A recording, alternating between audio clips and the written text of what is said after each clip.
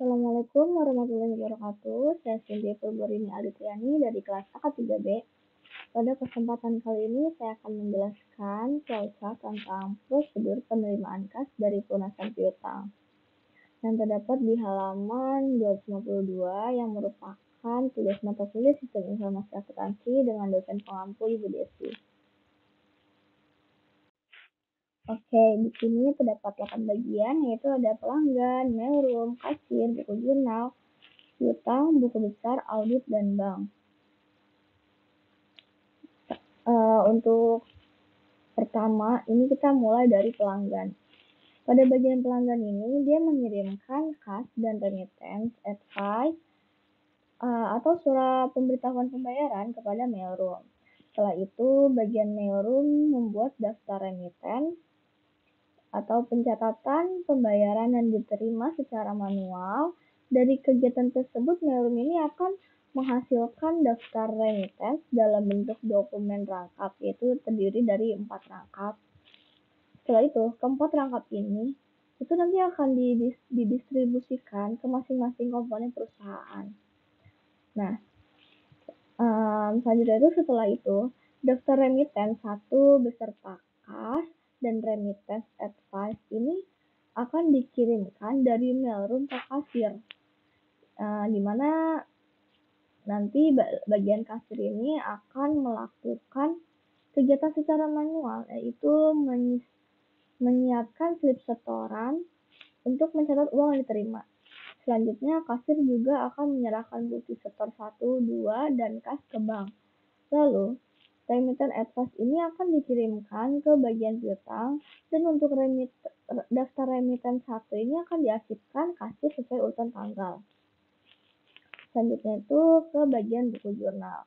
Pada bagian buku jurnal ini, kasir mencatat daftar remittance dari bagian mailroom ke dalam jurnal lalu membuat jurnal penerimaan kas. Setelah itu, bagian buku jurnal ini akan merekap jurnal yang menghasilkan dokumen rekapitulasi jurnal.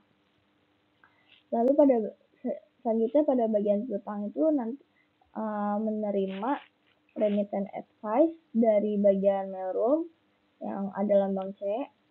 Nah, dan juga dia tuh menerima remittance advice dari bagian kasir yang E.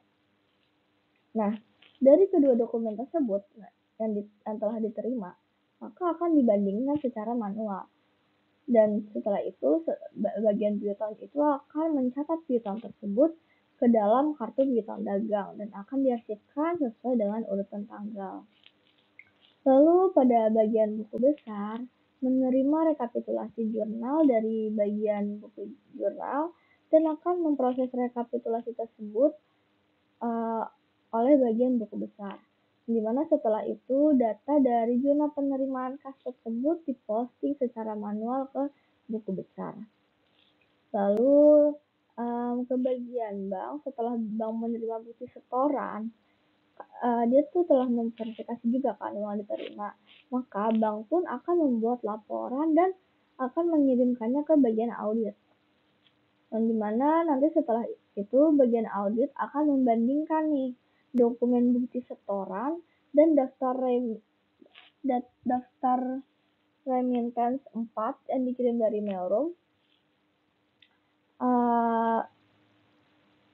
Dari mailroom lalu bagian bank akan membuat rekonsiliasi bank.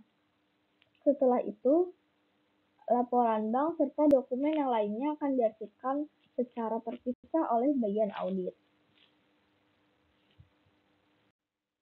Demikian pemaparan flowchart tentang prosedur penerimaan kas dari pelunasan piutang.